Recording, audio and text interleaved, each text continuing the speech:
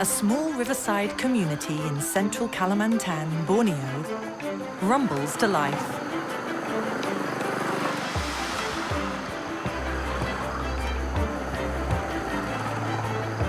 The commuters are caretakers and teachers at a local school, which happens to be one of the most unusual in the world. It's called Nyaru Menteng.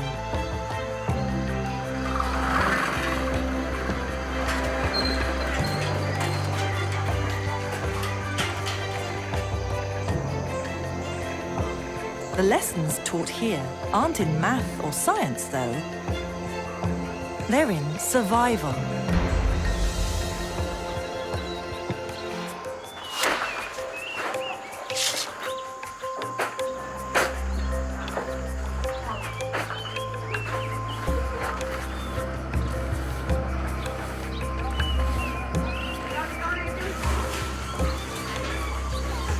And the students are orphan orangutans.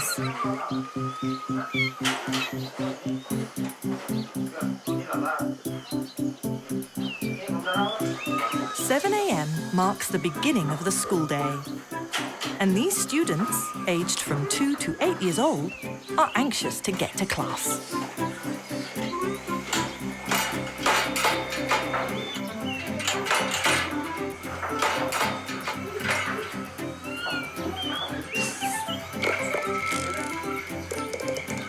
The teachers often wear masks to avoid passing on human germs to their students.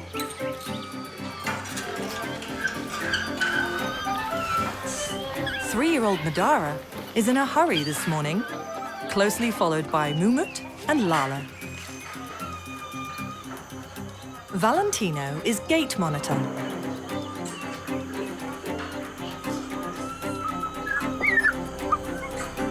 Meryl starts the day with a tummy slide. And Kajura won't leave without her comfort sack. These kids in elementary groups 1 and 2 sometimes form a conga line to get to class.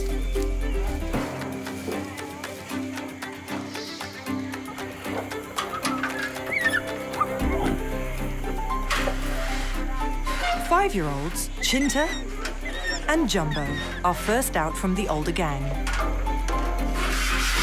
They all know the drill and tumble out in a furry orange avalanche. Morning assembly is a chance to catch up with their buddies, as these orphans have very deep bonds with each other. 3-year-olds, Utris and Madara, were both rescued as orphans at just a few months old. If their mums had survived, they both would have been suckled and carried for the first years of their lives, and stayed with their mothers until they were around 8. Because there is so much to learn. Orangutan infants have a long dependency on their mothers, like humans do. These youngsters should all still be living with their mothers. But as forests in Borneo are decimated, and adult orangutans killed by plantation owners and poachers, this species is on the brink of extinction. But these are the lucky ones, who have a chance for a future in the wild.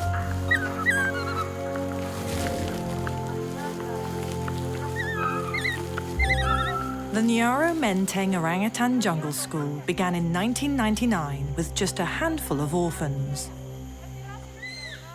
Currently, there are 68 in class, divided into 5 groups according to their age and skills. And they follow a well-honed curriculum.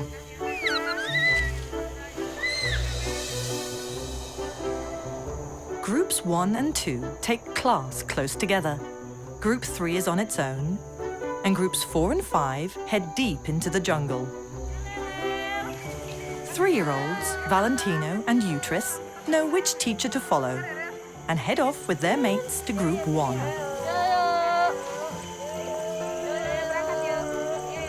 everyone pairs up with their buddy for the walk to class. But in their neediest moments, hand-holding with their specially trained babysitter is very popular. It's just a short walk from the elementary dorms to the Group 1 and 2 classrooms.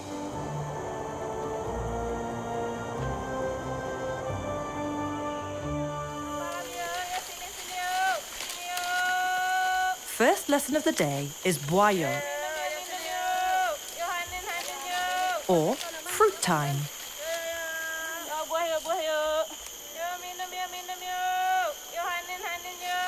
Orangutans naturally spend up to 6 hours a day foraging for food. So breakfast doubles as a perfect learning opportunity.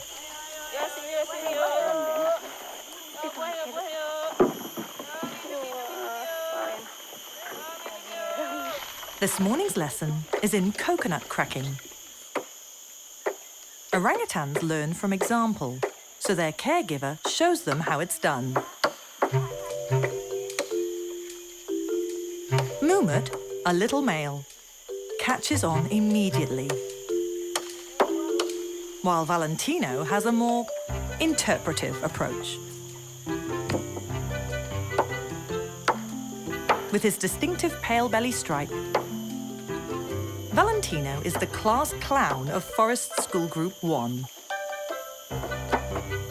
What he lacks in technique, he makes up for in exuberance.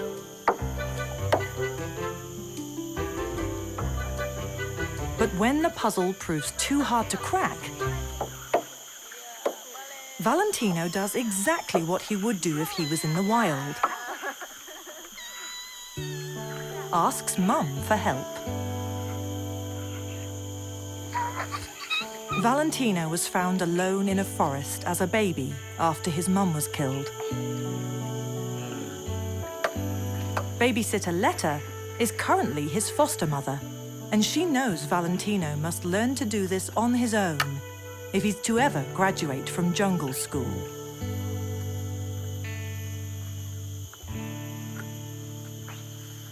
Nearby, the students of Forest Group 2 are incrementally more skillful.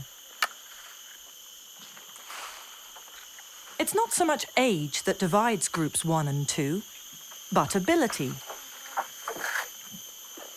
Little Meryl has learned how to husk her coconut so she can enjoy the sweet milk.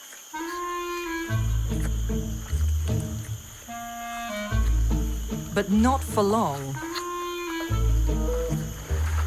Opportunistic Valentino moves in to share.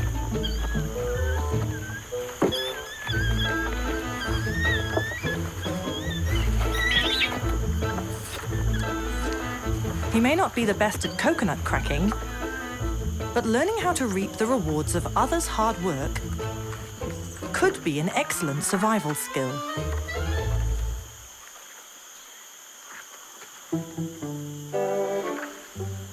Three-year-old Benny has a more laid-back approach. He's exercising his jaws as his powerful teeth scrape the coconut shell. But there's not a lot of other energy being exerted. He doesn't even flinch as Meryl helps herself to his leftovers. Little does Benny know that his expanding girth hasn't gone unnoticed, and he's about to be put on a diet.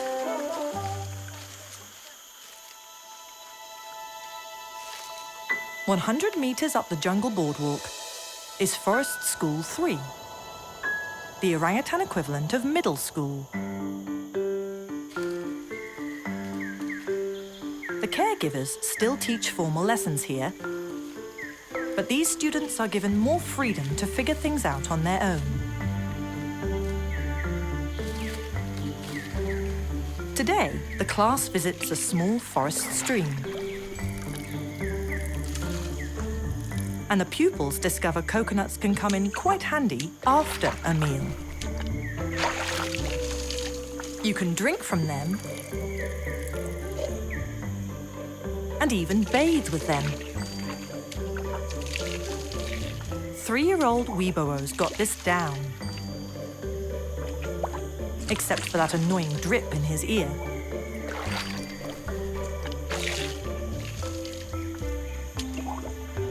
There's nothing like a good scrub to start the day. But this isn't a natural behaviour. Like many of the orphans in Forest School, Wibowo was kept as an illegal pet. By the time he was rescued, at 1 year old, he'd learned to mimic his owner's behaviour. Despite this unnatural start in life, Wibowo's gift for copying what he sees is an advantage. And when he turns 4, he'll likely be promoted to Group 4, the jungle school equivalent of junior high. Another 200 meters up the boardwalk, the Group 4 and 5 classroom appears strangely empty. But that's because learning here happens higher up.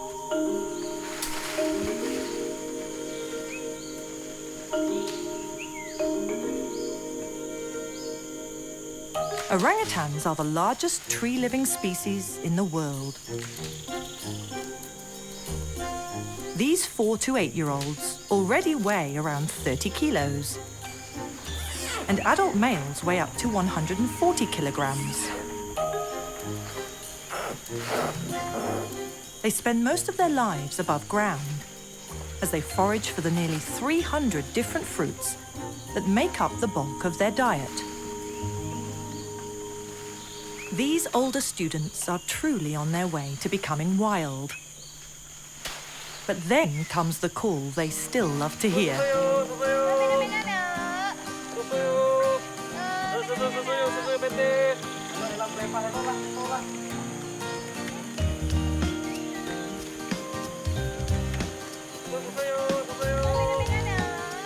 It's milk time.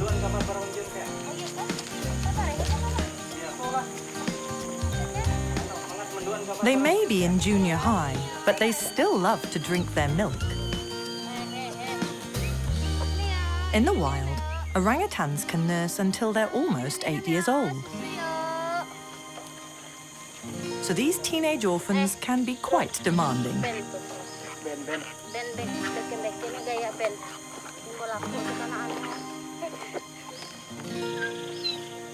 5-year-old Jumbo tries to convince his babysitter that he's missed out. Can this face tell a lie? Has this mouth had milk in it?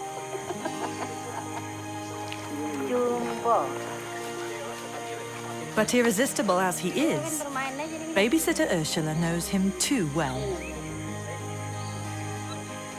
There's real affection between her and Jumbo, but she won't always be his caregiver.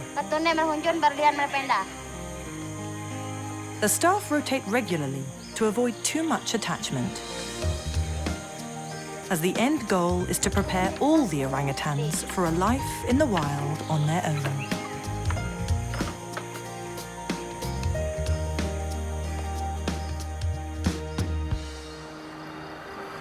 For the youngest residents of the Orangutan Jungle School, that day seems very far off.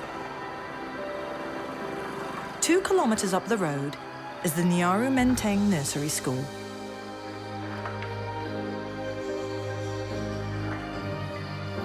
This is where the youngest orphans begin their journeys.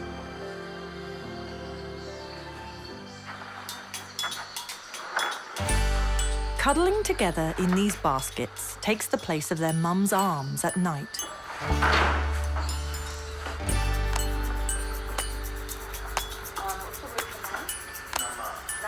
At 6 a.m, Rona has a bad case of bedhead.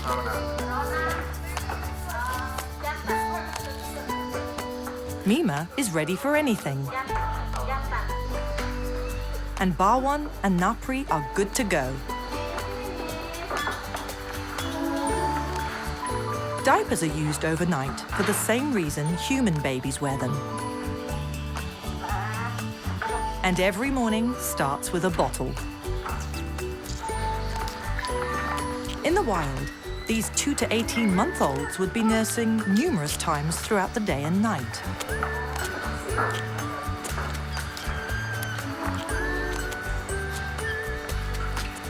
Here in the nursery, the infants drink a special soy milk formula, which is better for their digestive systems than cow's milk.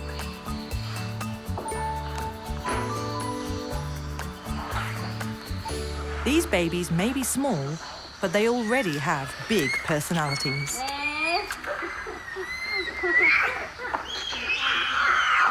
There's enough formula to go around, but Boomy wants to dominate the bottle.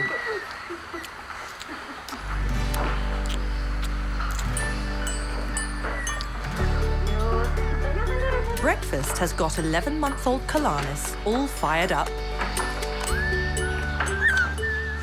A human baby of this age wouldn't have as many teeth.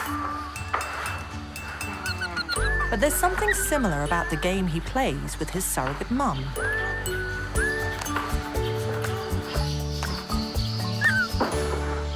Luckily, the school day for the nursery kids is about to start. Time to get on the bus.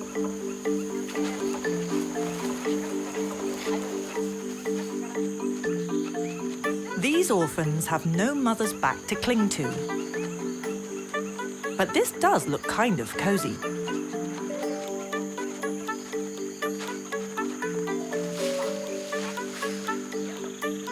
The caretakers wheel Kalanis and the others to class, where they're divided into 2 main groups. Jelapat and Talakan go to the Biggies group for 1 to 2-year-olds. And then there's the Littlies for those younger than 1.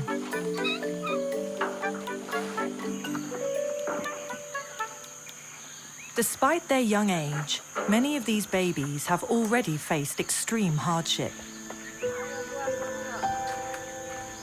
Littlie student Boomy was found in a forest clearing all alone.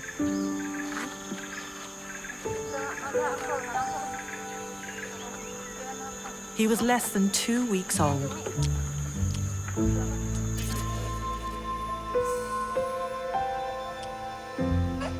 Video shot by his rescuers reveals a helpless infant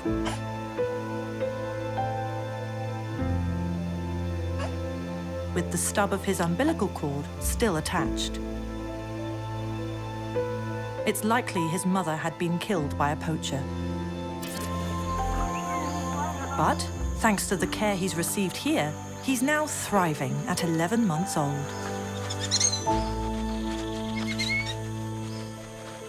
Jelapat, who's in the Biggies group, was rescued when he was 1.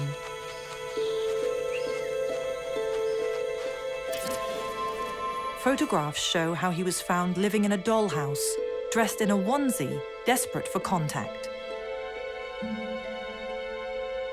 His owner intended to illegally smuggle him out of the country on a coal ship and sell him to a private buyer for about $150. Rescuers stepped in just in time, and Jelapat was saved. Now, at 2 years old, Jelapat even has his first girlfriend. 18-month-old Talakan and Jelapat are inseparable. Until it comes to fruit time. Planting fruit in hanging baskets promotes searching for food in the trees. Despite their young age, Jelapat and Talakan are already fearless climbers.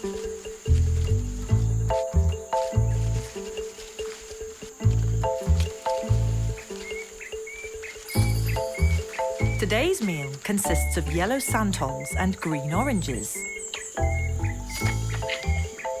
These soft fruits are much easier to open than coconuts, but still provide a challenge for the youngsters. Talakan's having a bit of trouble. So she improvises.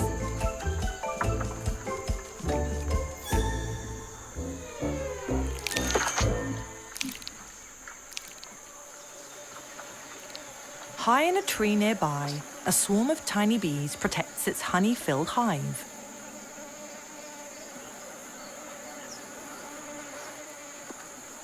Mochi is encouraged to investigate.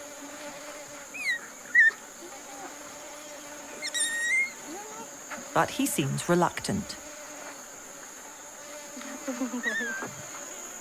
Senior Supervisor Muliono knows just what to do.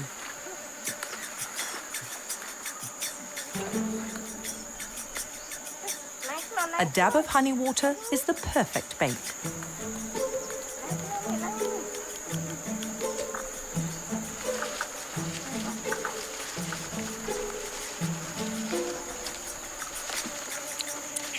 The honey water is delicious. But Mochi needs to learn to access the honey hidden inside the tree.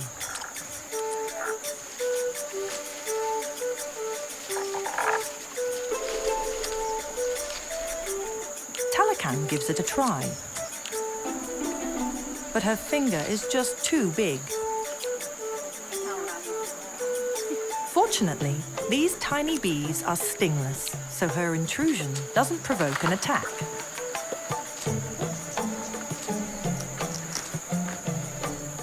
Muliono takes the lesson to the next level by introducing a tool.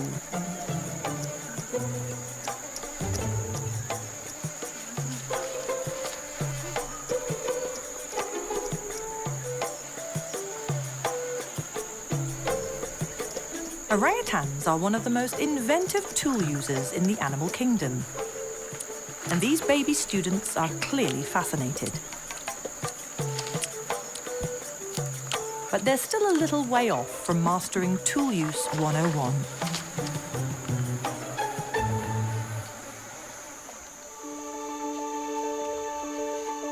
If all the students at Orangutan Jungle School master their skills at every stage, when they turn 8 years old, they'll face their biggest and most important challenge, the final stepping stone into the wild.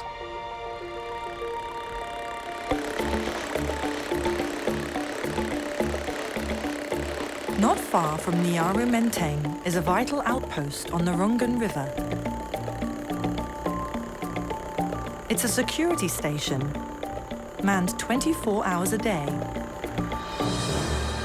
Because upriver lies something very valuable.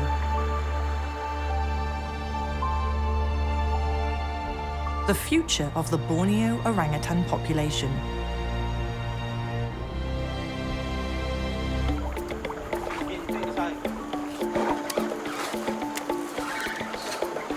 Today, Nyaru Menteng staff called Teknisi are preparing to deliver a care package to some remote islands in the river.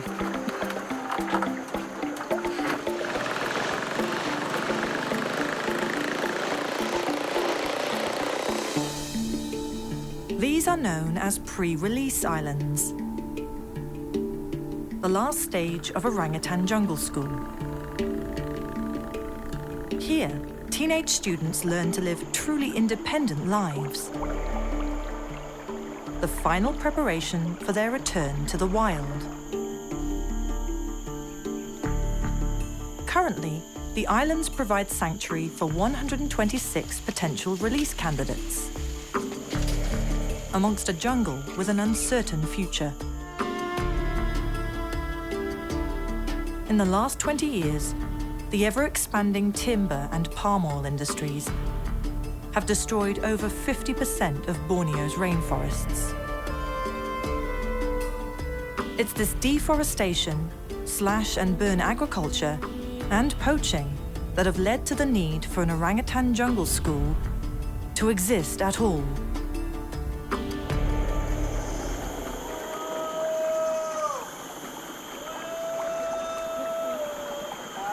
The familiar call for fruit time rings out.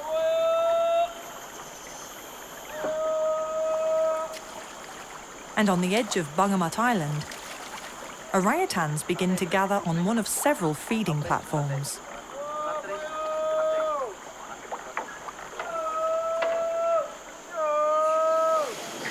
The fruit delivery comes daily, but it's just a supplement to the food these older orangutans forage for in the jungle on their own.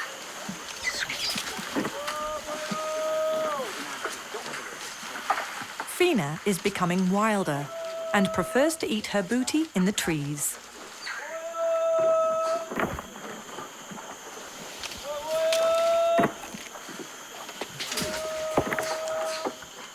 But Bruni chooses the platform,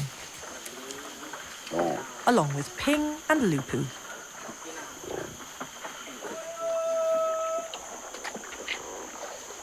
The three females are soon joined by 13-year-old Jaka, a big dominant male here on Bangamat Island, who uses his status to get the best seat at the table.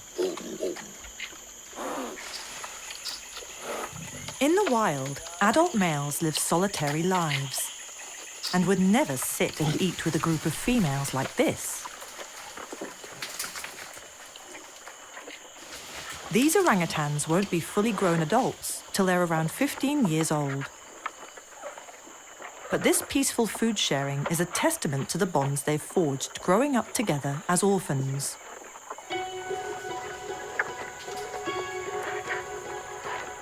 Ro'o, another of the older females here, arrives and seems hesitant. But Jaka signals that she can join in.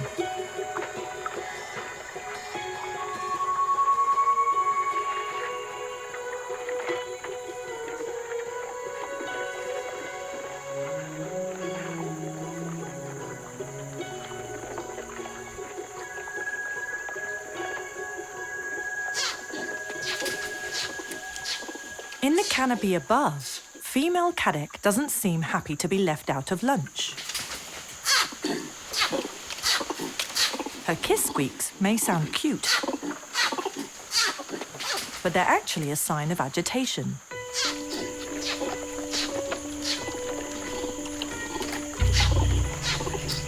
Jaka takes little notice, so Kadek leaf wipes her eyes. It's a known sign of frustration for orangutans. Rescued when she was 3.5, Kadek was too wild to go to jungle school, so she missed out on bonding with her island mates when she was younger. Now, she's reluctant to join the others on the platform. But this may not be a bad thing. The Technices watch her closely.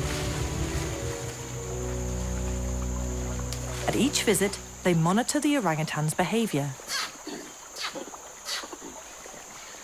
Since 2012, over 250 orangutans have been chosen from these islands to be released back into protected areas of true wilderness. In the wild, orangutans are considered semi-solitary apes, unlike their highly social cousins, the chimpanzees. Adults rarely spend time together unless they're mating or females who occasionally hang out with related females.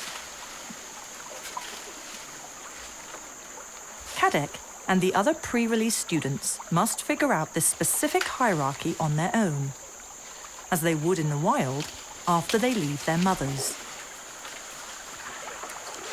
Kadek, avoiding conflict and being opportunistic, shows that she's already on the right track.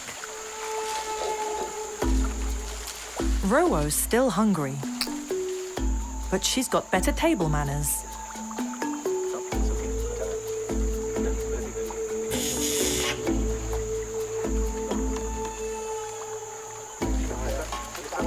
She pulls the branch to her like fruit kebab sticks she learned to forage with in jungle school.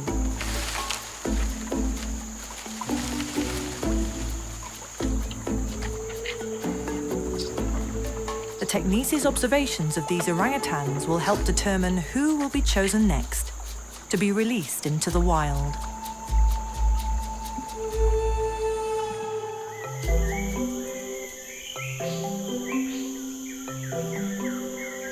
Over at Forest Groups 1 and 2, foraging lessons are getting creative.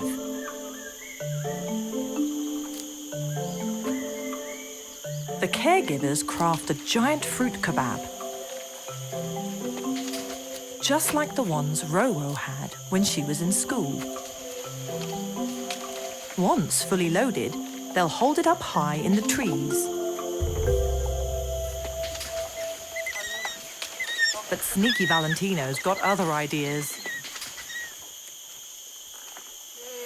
Ambil palen, palen. Ayo palen, naik palen. Naik palen. Cepat palen. Ya, Tris. He's such a little thief. Ya.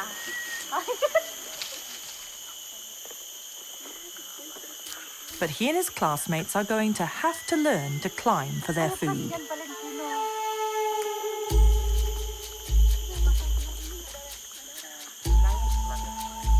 The babysitters don't make it easy.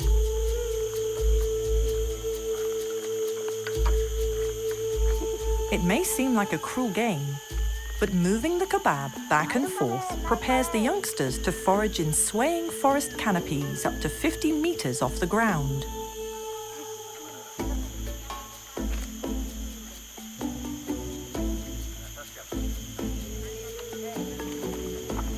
Suchi is the first to nab some of the swaying bounty.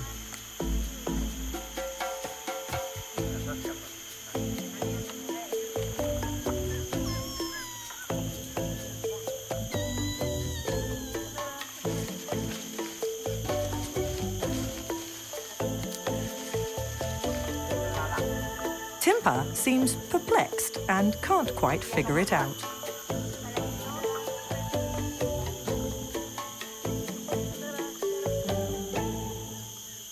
At last, Valentino decides to enter the game.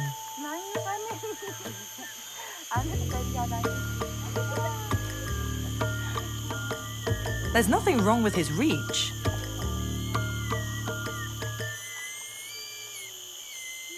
But his timing is a bit off.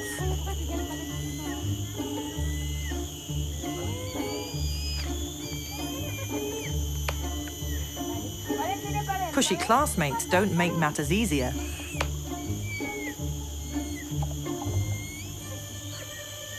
He watches Madara snag some kebab booty.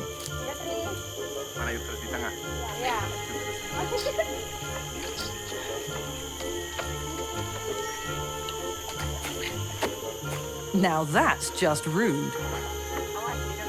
It's the last straw for Valentino.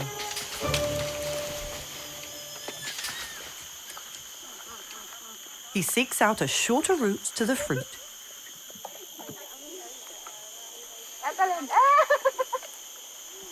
But there's no getting around his babysitter. He needs to learn the right way to get the fruit, and he's falling behind his classmates.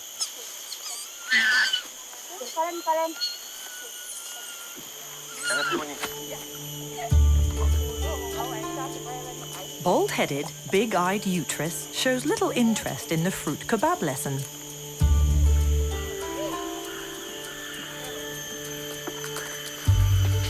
Instead of joining his classmates, he heads off into the canopy alone.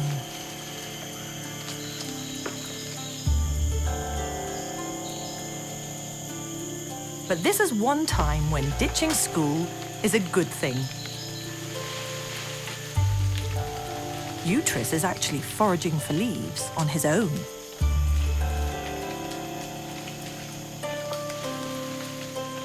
Even at this early stage of forest school, he's applying his lessons on how to live in the wild.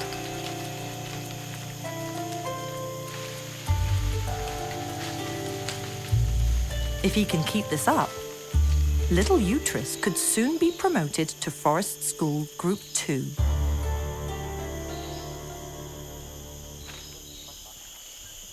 Meryl seems like she's on a mission as well.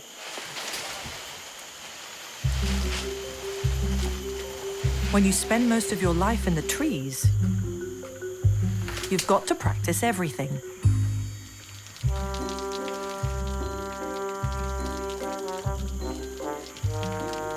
But she hasn't quite grasped that going to the bathroom is one thing that's probably better done while not hanging upside down.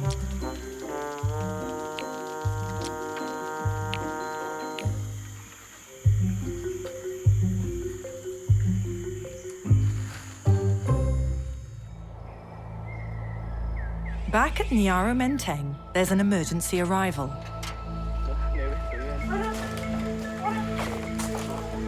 An 11-year-old female has been brought back from one of the pre-release islands.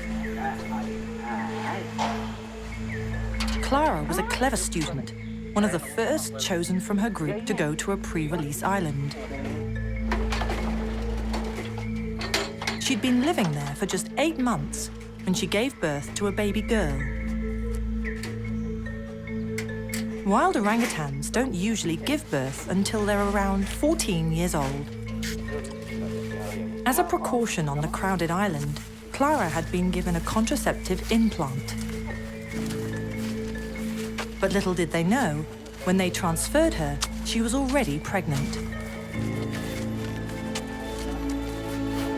In a bizarre turn of events, Clara's 1-week-old infant was snatched from her by a dominant male on the island. He treated the newborn gently, but wouldn't give her back.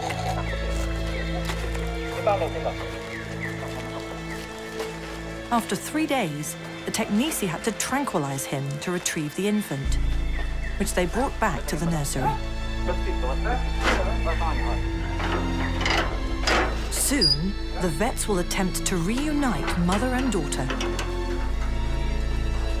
But there's no guarantee it will work.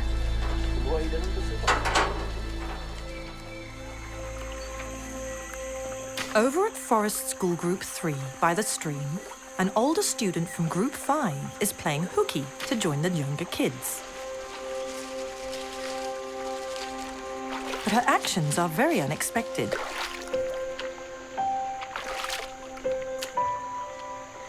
Nine-year-old Rinto is one of the oldest females in jungle school. And it seems as if she's practicing parenting. It's possible she has memories of her own mother. And little Kajora appears to be happy to play Rinto's baby for the day.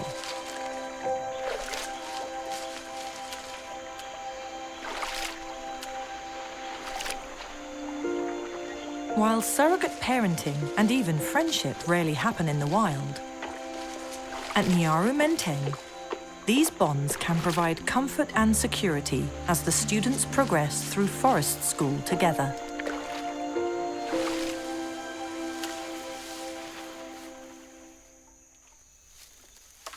But sometimes, as with humans, one individual can be a bit too domineering.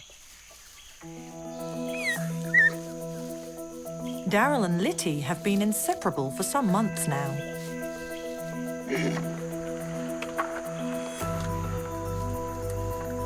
The much larger Daryl seems quite possessive of his little girlfriend.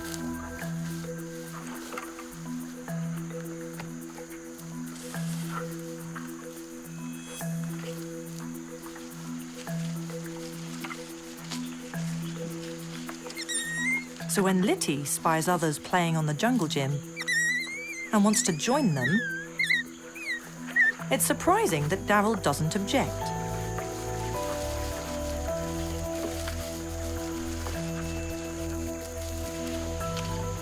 Litty plants herself right in the middle.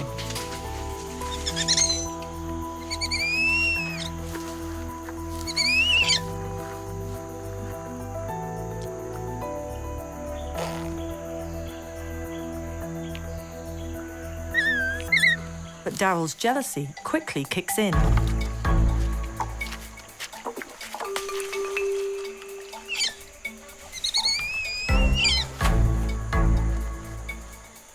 He decides enough is enough.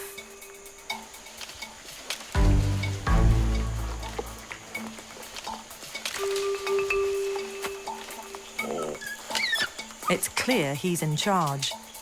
There'll be no fun and games without him. What's not clear is how long Litty will put up with it.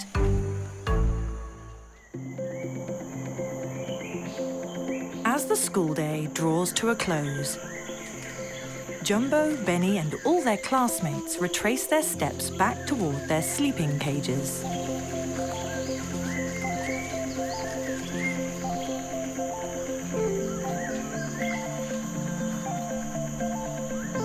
At nursery school, the wheelbarrow school bus rolls out.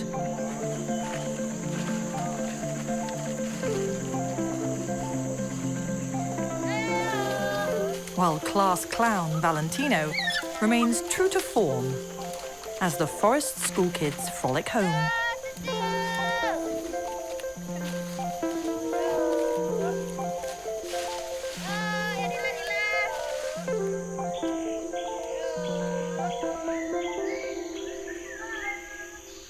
It's not time for bed yet, though. Every day after school, there's a final recess in the playground.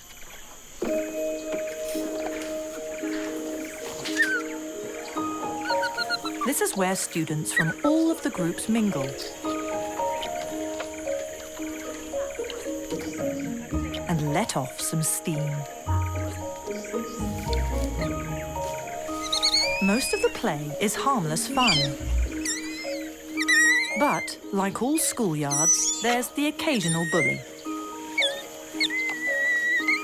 4-year-old Yoko wants 3-year-old Madara's coconut.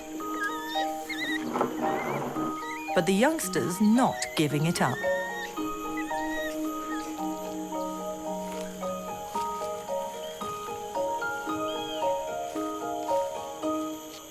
Valentino's had a difficult day at school. He couldn't open his coconut, and he couldn't get at the fruit kebab. He's at risk of falling behind. But now, while his classmates play, he practices his tool use.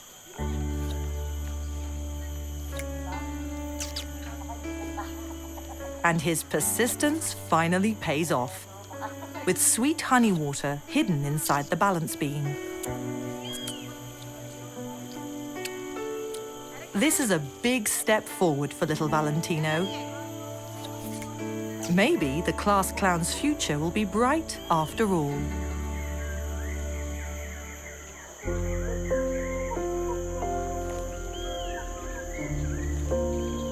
Meryl is exhausted, and finally, it's time for bed. Benny, Lala, and Valentino, with his security sack, tumble into their dorm.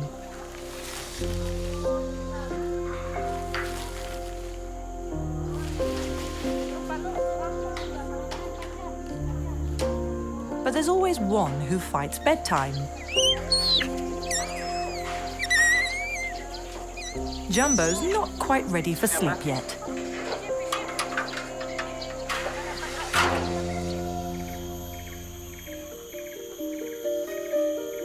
Over at nursery school, the babies are diapered up and ready for their nightly ritual.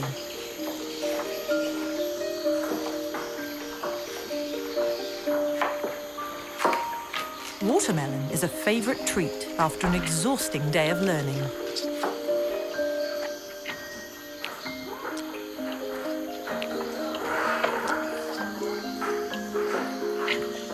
No food goes to waste here. When her watermelon is gone, Rona uses her leftover juice to ensure her hair stays just as she likes it.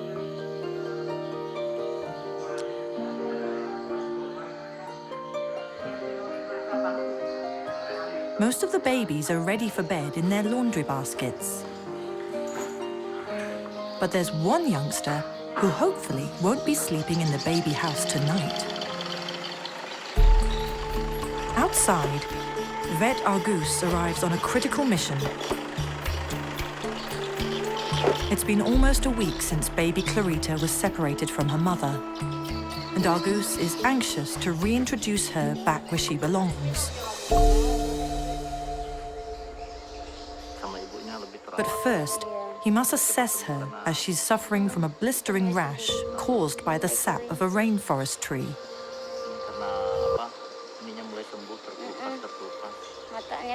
Clarita could have contracted the rash from sap on her mother's hair, or from the male who kidnapped her and held her tight for 3 days with no food.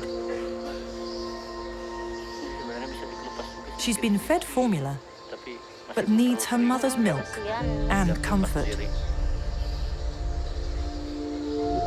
Clarita has survived a horrifying ordeal, but the ultimate test is yet to come.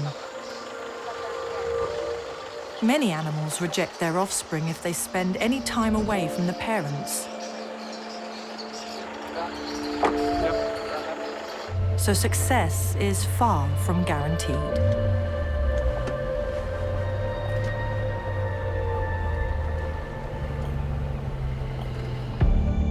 In preparation for Clarita's arrival, Clara has been moved to a cage right outside the clinic, where she and her infant can be closely monitored.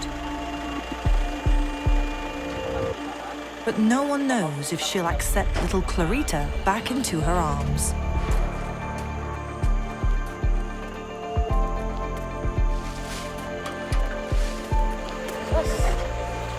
This is such a crucial moment. Biar dia kenalan dulu sama ini lagi. Ini bayi kan? Iya. Hai, manis. Nih. Lihat nih. Benar dulu ya. If Clara rejects her baby,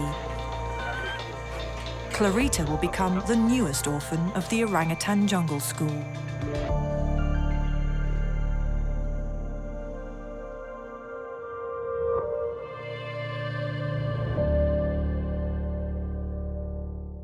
Hey Love Nature fans, be sure to like and subscribe to catch all our wild animal stories. Get closer to nature right here on YouTube.